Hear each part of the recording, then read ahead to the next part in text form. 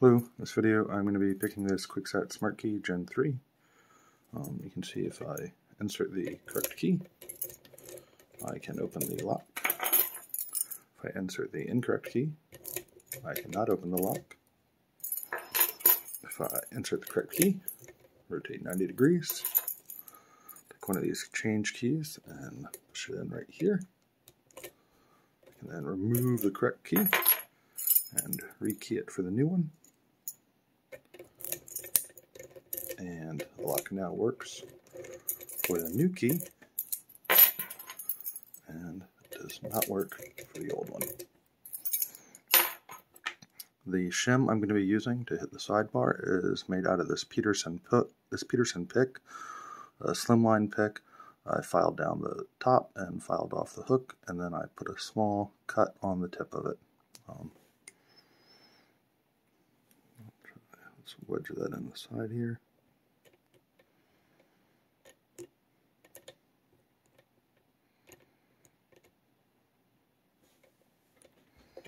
Turn this a little.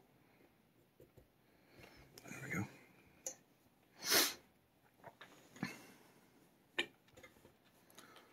Not going to use this tension wrench yet, but I will be using it.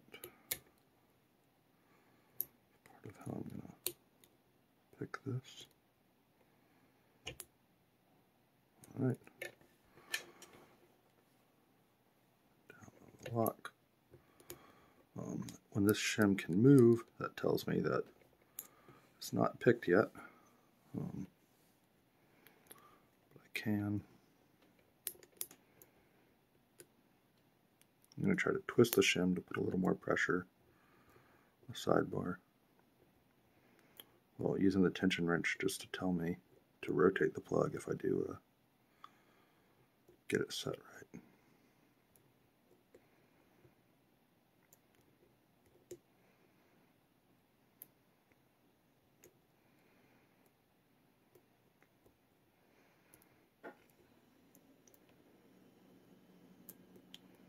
I feel like I need to add a lot of pressure to the sidebar. What I was saying is that it seems to be like about the right amount of tension.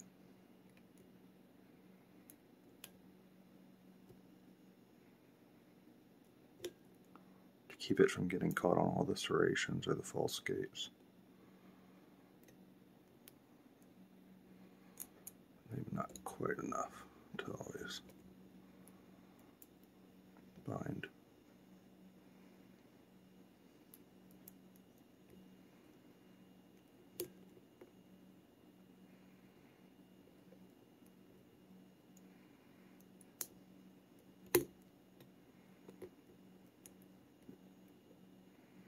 Those big sounds like that make me nervous, because I feel like oftentimes that's one of the pins or the sliders getting overset.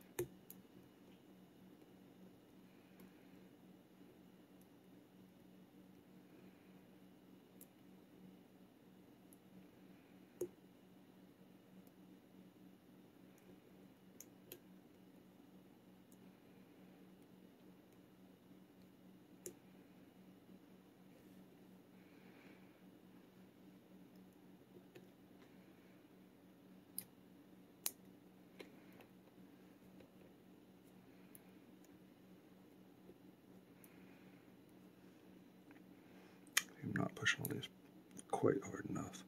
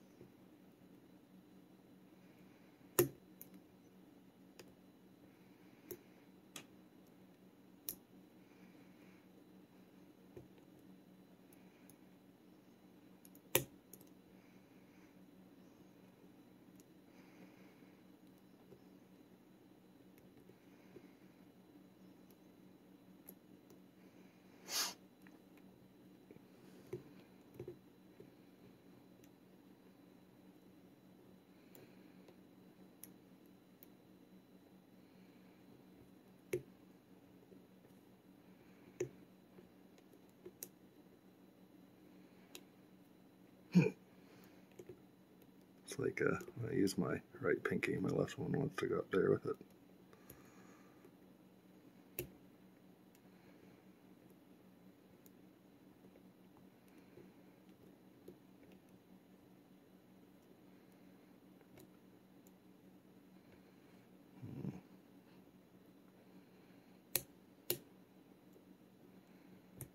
Oh, that's it. Did you see that?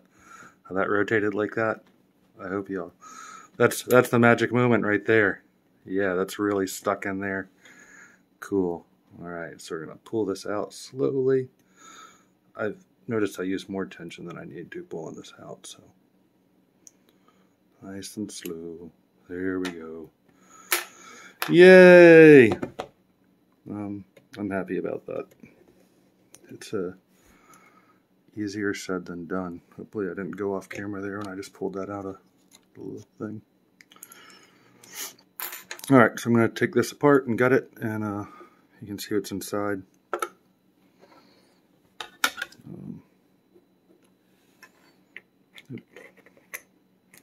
These are nice to take apart, I have found, since I've been playing with them more.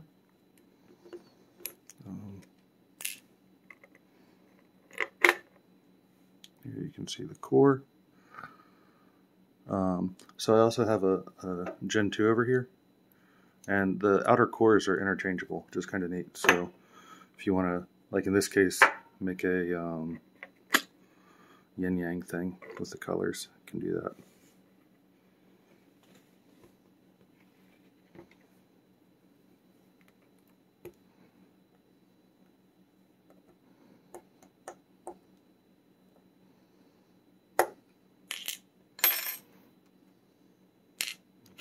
Up there. Okay. Just looking at the side here.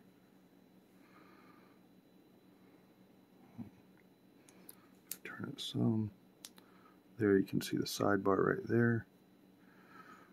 You can see the damage to the side of it from using the shim over time. Not intentional damage, but definitely resulting from using that shim over and over on this. And I do think that over time that does give you an advantage, like eroding more of that, just to be, you know, perfectly honest on that one. Yeah. Did this last time too somehow. There's likes to come out a certain way. I think there's certain positions it doesn't like to be pulled out in. Alright, so there's the core.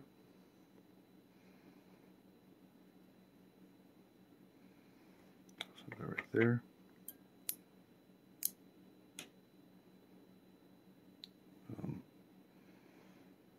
I don't know these. I don't know the nomenclature for all this, so you'll just have to bear with me. But I'll take this off here. See, these sliders are wanting to fall out. But I'm going to be gentle so you can see them all. So grab some tweezers. So we've got one slider there, 2, 3, 4, and 5. Inside here, you can see the sidebar right there.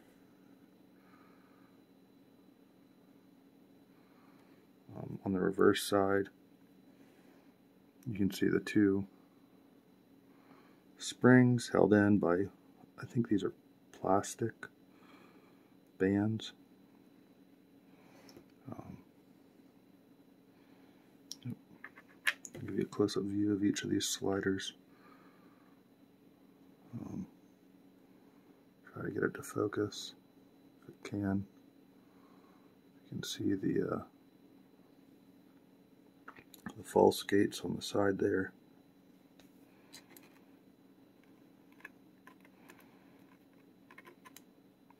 I want to take another look at this sometime. I think these false gates might be, yeah, there's less false gates on this than there are on the Gen 2.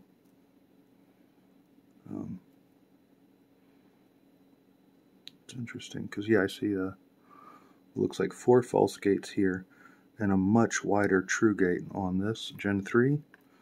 Whereas on the Gen 2, you see these very narrow false gates and a very narrow true gate. But I think the false gates are also deeper on the Gen 2. So that's probably why it doesn't get caught up as much using the sidebar for tensioning. So I'm trying to get these in focus so you can see. Those false gates are there. They're just very, very subtle and smooth and much nicer than what's on the Gen 2. Maybe I'll pull out the Gen 2 at the end of this video for comparison. So here you can see the pins. Right there. If we take the key, slide it in, you can see them lifting.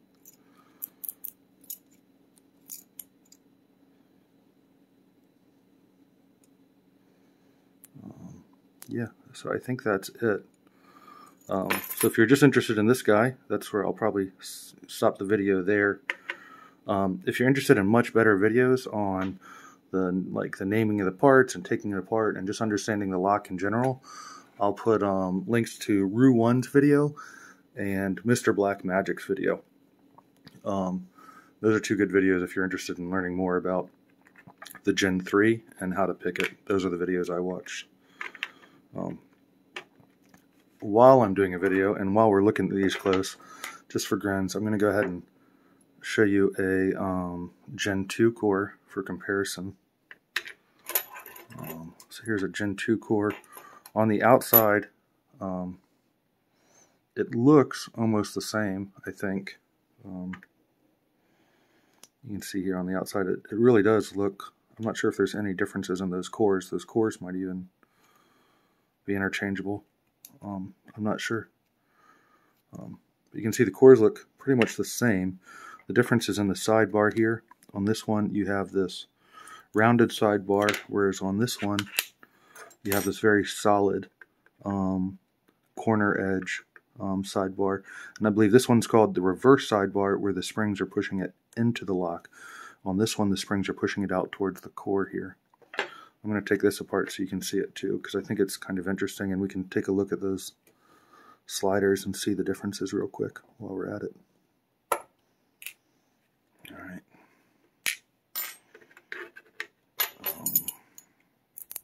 Is this the right key? Yep. Okay, so I'm going to pull this one off here. So here you can see that that sidebar wants to push right out real quick.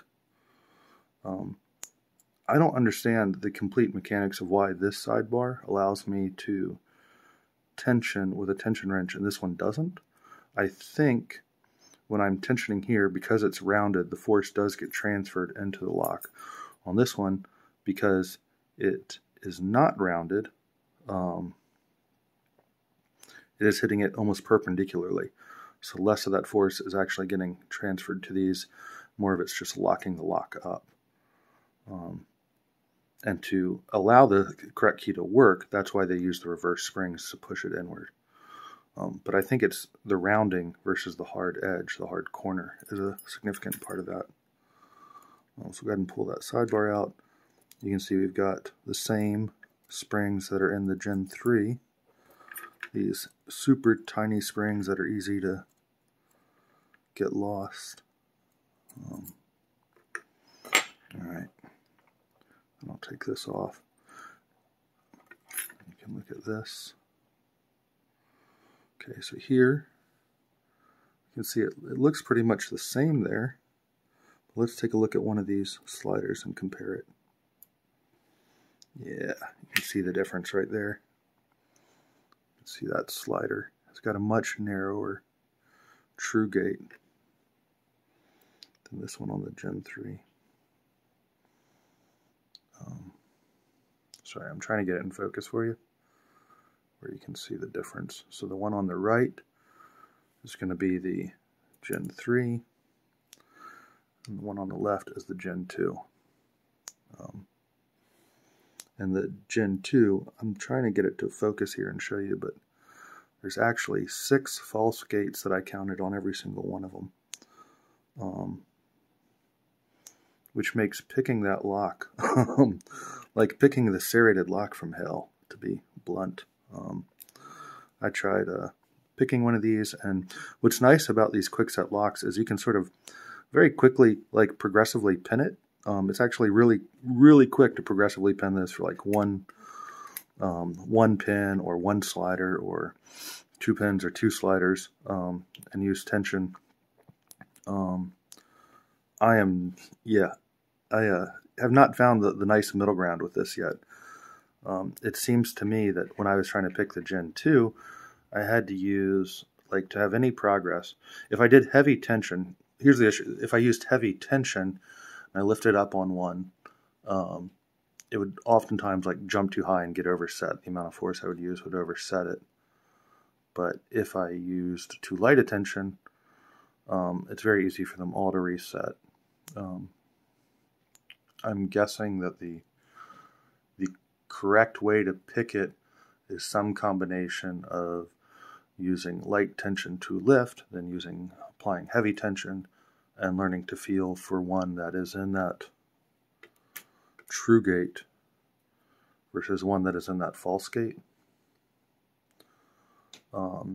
And so I think that these would probably be, because of that sort of repetitive motion, trying to get it to lift very carefully. I think I would be much more interested in picking it with a leashy tool. I've never really, I think I tried using a leashy tool once, but I would be much more interested in picking it with a leashy tool than trying to pick it by hand. For me, this thing just is like some really painful misery if you want to inflict pain on yourself. So that's why, yeah, this one, the Gen 3, while being a newer generation, it does not, for me personally, and this is a very limited group, I've only got 2 of these here, but for me, this is much nicer picking than this, as far as, like, okay, what's miserable and what's a little enjoyable. I had one other, but I don't have it. No, I do still have it out. So I think this is an even newer generation version for reference. You can see there is no room on the side there to be inserting any sort of a shim material on the left to bind the